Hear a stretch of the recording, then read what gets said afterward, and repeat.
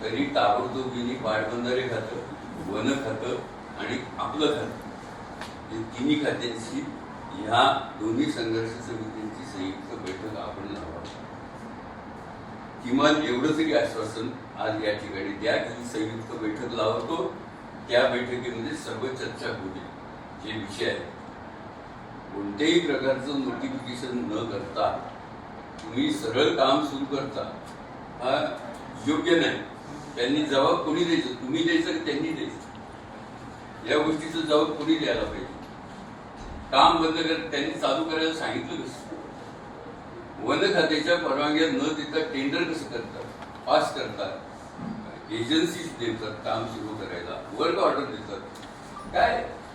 आणि मग आम्ही वर्क ऑर्डर सरकारने द्यायची त्या खात्याने आणि आम्ही शेतकऱ्यांनी आम्हाला नोटीस नसताना आमच्या जमिनीमध्ये कोणी घुसखोरी केली तर आम्ही थोडंच ऐकून घेणार आणि मग तुम्ही केसेस करायच्या.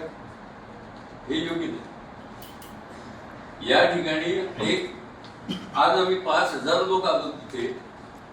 आम्हाला ही आशा होती की बुवा या सर्व खात्यांचे प्रमुख म्हणून तुमच्याकडून त्यांना बोलवलं जाईल.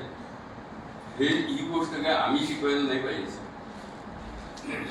त्यामुळे आमची अपेक्षा अशी की आज ते नाही, आज जर येऊ शकत असतील तर आम्ही थांबतो. ते जर इथे कुठे तालुक्याला असतील त्यांना बोलून घ्या, आम्ही थांबतो. ते येईल तोपर्यंत आपण आपल्या जमिनी संबंधीचे जे विषय कॅम्प कधी लावणार काय त्याचा निर्णय या ठिकाणी घेतला. कोणत्या ठिकाणी कॅम्प लावणार आपण